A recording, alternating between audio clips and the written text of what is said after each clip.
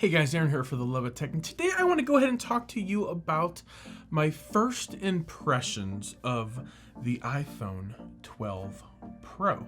And I also want to hit on some of the key things that Apple has pushed this year and kind of what my thoughts, impressions, and feelings are about those aspects, those features of this device that are attempting to set it apart from other devices. Let's talk about 5G. That is right, 5G, 5 gangsters coming for you. No, I'm joking. 5G, it's supposed to be this very fast data. It's just, how do I describe it? It's that thing that everybody tells you that you want. And then after you have it, you're not really too sure that you want it. That's kind of how I feel about 5G. I think 4G LTE in my area is pretty solid. I was not anticipating 5G to be announced at the level it was announced with Verizon. Just all of a sudden, Apple announces it. Boom, Verizon has 5G everywhere. Kind of blew my mind. But my experience with it is if you have a 5G phone, right, and it's unlocked, chances are it's not going to come out of the box working with your carrier, or more specifically working with Verizon. You have to wait for an update. Now, I'm not really too sure if that goes for Apple as well, but other devices that I have purchased, I have 3 5G enabled devices, all on the Verizon network, none of which were purchased from Verizon, and none of which I can use on the 5G network until my phone receives a carrier update, which they're not being all too fast on releasing. So a benefit of buying the Apple iPhone from Verizon is it comes with 5G already in there, pre-enabled, ready to go. If you were to buy it unlocked from Apple, I don't know. Is it enabled? Is it ready to go? Do you have to wait for a carrier update? I would like to think the answer is no, but I'm not sure. If you know for sure, if you bought an unlocked iPhone, head down to the comments, let me know. I bought it unlocked from Apple, 5G, no problem. That's what I want to know. Now, my Android phones enjoy Wi-Fi. They enjoy Wi-Fi 6. My iPhone, I believe, is still on good old Wi-Fi AC, which is Wi-Fi 5, which means my Android phones get faster speeds because I do have Wi-Fi 6 in my home, so therefore I get super fast speeds to all of my Wi-Fi 6 enabled devices. Why Apple gave us 5G before they gave us Wi-Fi 6, I'm not too sure, but that's my summary of 5G. If you have it, great. If you don't, you're not really missing out on a whole lot. You probably are pretty impressed with your 4G LTE speeds anyways, like I was. So this screen is coming at us at a 6.1 Super Retina XDR.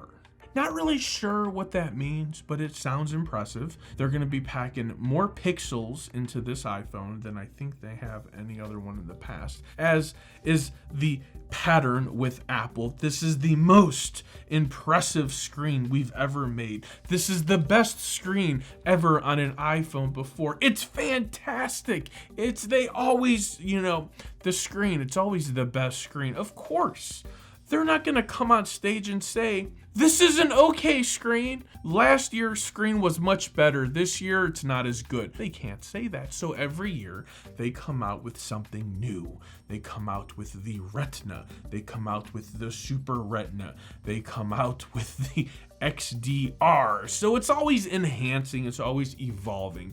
And for that, we are grateful, Apple. We really, really are. And this, in my opinion, everyone's all tripped out. They're all like huffy puffy because there's no 120 hertz display on.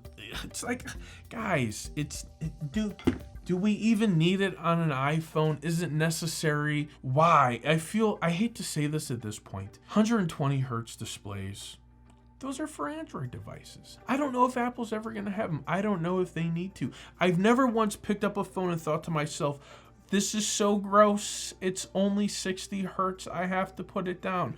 I never go backwards with my opinion. I always scale up with it. So if I'm using an iPhone and it looks and feels good, I'm okay with it because it's a great user experience. If I'm over on an Android phone and Android is a little bit slower, a little bit laggier naturally, but now it's quicker, it's snappier, it's more powerful, and we have this 120 hertz display. Sometimes 90, sometimes 120, sometimes 60 if you're trying to save on power. With Apple, we're going to say no, we're not going to give you those options. We're just going to give you a really solid Super Retina XDR display.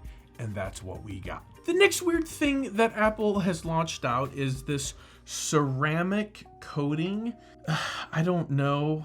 I don't see ceramic, so I don't get it. It's, I guess, a thin layer of ceramic coating on the glass, the front and the back, perhaps. But ceramic is hard, and it's supposed to not scratch as easy, and it's supposed to give us a really good feel. I will have to say that I feel that this iPhone definitely feels stronger. This thing is built like a tank. It feels like one solid piece of glass. With that, it leads me directly into the IP68 rating. Now, on most devices these days, they come with an IP rating of some sort. It's become kind of the gold standard within flagships, so I expect nothing less from Apple on the iPhone 12 and 12 Pro. However, there's no however. I'm really happy with that. I think you did a really good job with that, Apple. I have complete confidence when taking my phone in the water. If I put it underwater to take some underwater photography, if I'm trying to get some splash action in the pool at my friend's house, if I'm at the beach with my beautiful, gorgeous little niece, all these things, I don't worry about it. I will take my phone in the water for me. I will submerge my phone underwater. I will take pictures. I will take videos. I will do slow motion. I don't care, because I trust and expect it to stay water resistant. So good job, Apple. Expectations met. So to kind of sum up my thoughts and feelings about this, it's an iPhone. It's not even a newly designed iPhone. It is a similar design that we have seen in the past. We're very happy to have it back. They brought it to us with the iPad Pro 2 years ago. It looked and felt amazing. We wanted more of that. Apple saw that. Apple heard it. Apple has taken it and given us this. It feels like one solid piece of glass. It feels super sturdy. It's got this surgical steel on the side, which is kind of a fingerprint magnet, but you know, who cares? Some people care. I really don't care. It looks good to me. It feels great. I like to say, Apple, I think you did a really good job. I think the iPhone 12 Pro is a great device. Little disappointed that they saved the selfie nighttime portrait shot exclusively for the Pro Max, I think it is. But it's a technology. I don't know why they couldn't give it to everyone. I think it would have been a great feature. In my opinion, it should be enabled on all devices. To actually forfeit something such as a camera functionality that really, I don't know if there's really any hardware difference happening. I think it's just all software going on in there. If you have the technology and the ability to deliver all of these camera features to all of your users, don't pick and choose. Don't make the iPhone 12 users or the iPhone 12 Pro users feel like second-rate users just because they don't have a Pro Max. With that being said, if you want to know if I think that this device is worth it, it's an iPhone. You're going to get what you get. You're going to get a smooth experience. You're going to get a great App Store experience. You're going to get Apple Pay. You're going to get your Apple Card. You're going to get all of your Apple services, your MacBook, your iMessage, your iPad, everything coming together as one. And if you are within the Apple Mac ecosystem, this is a wonderful addition to that ecosystem. I think it's worth it. It's $10.99. Not a bad price considering where smartphone prices have gone recently. Considering my Z Fold 2 was like $1,900, $2,000. I mean, this is is a steal when compared to that guy. So tell me what you think below. This is a conversation. I'm talking to you, you're listening, and then you continue the conversation in the comments. Tell me what you think. Like, comment, subscribe, pay me the ultimate creator compliment, and share my content with your friends and family on social media. Till next time, for the love of tech, namaste.